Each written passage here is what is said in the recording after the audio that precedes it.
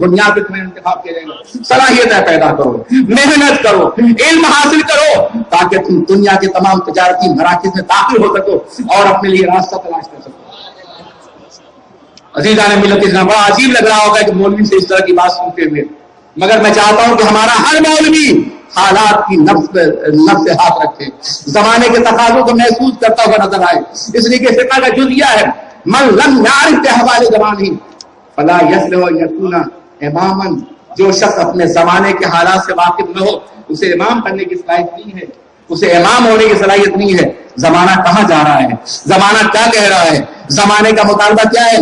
بے شمار باتیں تجارت کے حوالے سے کہی جا سکتی تھی, بے شمار باتیں. اب آئیے ہم کسب کے حوالے سے کریں, ہاتھ کی محنت کی کمائی کے حوالے سے کہیں. اللہ کے رسول تاجدار دو عالم سرور کائنات محمد رسول اللہ نے ارشاد فرمایا کہ سب سے بہتر لقمہ وہ ہے جو ایک مسلمان ہاتھ کی کمائی سے اپنے منہ میں ڈالے.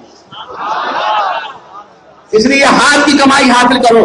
اور فرمایا اللہ کے بے شک پیغمبر داؤد جن کے قبضے میں زمینیں دے دی گئی تھی, جن کے قبضے میں غیر مرئی مخلوق دے دی گئی تھی, وہ لوہے کو استعمال کر کے باضابطہ اپنی روزی کماتے ہیں. اگر پیغمبر داؤد ایسا کر سکتے ہیں تو تم ان کی سنت پہ عمل کرو. اور وہ لوہے کو پگھلاتے تھے, لوہے سے زرہیں بناتے تھے, لوہے سے سامان ہر بناتے تھے, لوہے کو استعمال کرتے تھے. اور قرآن پاک میں لوہے کی عظمت کو باضابطہ تسلیم کرنے کے لیے سورہ حدید نازل کی گئی ہے. لوہا آج دوسروں کے کنٹرول میں ہے, لوہا آج دوسروں قبضوں میں ہے. لوہا پرواز کر رہا ہے, لوہا خلاؤں میں اڑ رہا ہے, لوہا چاند پہنچ رہا ہے, لوہا تصویر گری کر رہا ہے, لوہے سے فیکٹریاں چل رہی ہیں, لوہے سے کارخانہ چل رہا ہے. اور جس قرآن میں سورہ حدید ہے اس قرآن کا ماننے والا ایک فیکٹری بھی دنیا میں قائم نہیں کر سکا. چلو تم تو اجمی ہو, تمہیں تو قرآن میں حدید کا مفہوم نہیں معلوم ہے, لیکن یہ عرب کیا کر رہا ہے, یہ تیلو کا مالی کیا کر رہا ہے, یہ بڑے بڑے شیوخ کیا کر رہے ہیں. انہیں اس بات کی اجازت تو ہے کہ باضابطہ حرم پاک کے سامنے باضابطہ اپنے باپ کا ٹاور قائم کریں, تاکہ اس ٹاور کو لوگ دیکھیں اور کہیں کتنے بڑے لوگ ہیں. یہ ٹاور ٹوٹ کے بکھر جائے گا اگر تمہارے پاس معیشت کا سامان نہیں ہوا, اگر تمہارے پاس تجارت نہیں ہوئی, اگر تمہارے پاس صنعت نہیں ہوئی, اگر تم نے فیکٹریاں قائم نہیں کیے, اگر تم نے کارخانے قائم نہیں کیے. کوئی ضرورت نہیں تھی اس کروڑ ڈالر سے بڑھنے والے بگ بینگ ٹاور کے لیے. اس کے بدلے میں تم 50 فیکٹریاں قائم کر سکتے تھے, غریب ملکوں میں قائم کر سکتے تھے, مسلمانوں کو سہارا دے سکتے تھے, ان کی بھوک کا علاج کر سکتے تھے. مگر افسوس تم تو سوئی بھی نہیں بنا رہے, تم تو مسلح بھی چائنا بنوا رہے ہو, تم قرآن پاک کا قلم بھی چائنا سے منگوا رہے ہو, تم کچھ بھی نہیں کر رہے ہو. تم تو اپنا ڈیری فارم بھی قائم نہیں کر سکتے.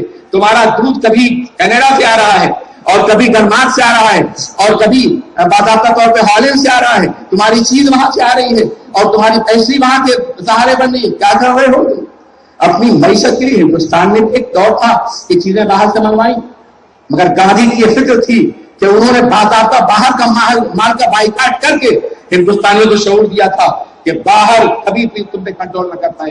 آج یہاں کارخانے بھی ہیں, آج یہاں باضابطہ طور پہ کھانے بھی بن رہی ہیں, آج خلاؤں میں پرواز کا سامان بھی ہو رہا ہے. لیکن مسلم ملک کہاں؟ سورہ حدید پڑھنے والے کہاں؟ جناب داؤد علیہ السلام کے لوہے کے استعمال کا قانون پڑھنے والے کہاں ہیں؟ مجھے دکھاؤ, پورے مسلم ورلڈ میں دکھاؤ. تم عزیزان ملت اسلامیہ, ہم نے اپنے وسائل کو صحیح طور پہ تقسیم نہیں کیا, ورنہ آج کوئی بھوکا نہیں ہوتا. صرف عرب اپنی زکات کو منظم کر دے, صرف عرب, تو دنیا میں کوئی بھوکا نہیں رہتا. لیکن آج وہ زکات خرچ کر رہے ہیں لڑائی پر, فقہی اختلافات پر, اپنے عقیدے کے اشاعت پہ اتنے کروڑ ڈالر خرچ کر رہے ہیں جتنا کہ کمیونسٹوں نے اشتراکیت کے حساب سے خرچ نہیں کیا. میں نے ایک دفعہ ایک عرب حکمراں سے کہا تھا, یار تم ہم میں کیوں تکلیف کرو, ہم تو مسلمان ہیں, مسلمان رہیں گے. تمہیں تبلیغ کرو تو افریقہ میں جاؤ جہاں امریکن مشنریاں 500 اندر جنگلوں کے اسکول قائم کیے, بچوں کو اٹھا کے لے جاتی ہیں اور مویشیوں کو باضابطہ عیسائی بناتی ہیں. تم پورے افریقہ کو فتح کر سکتے تھے. جو پیسہ تم نے ان ملکوں میں صرف کیا ہے جن ملکوں میں مسلمان بستے ہیں پیدائشی اور معمولی طور پر, لیکن وہ یہ نہیں کریں گے. وہ تو اپنا عقیدہ پھیلائیں گے, انہیں تو حرمت رسول کو پامال کرنا ہے اپنی. کہ جس نے ماں اور باپ کو کا دن منانے کے لیے دن میں 5 مرتبہ حکم دیا ہے. ہم ہر نماز میں کہتے ہیں رب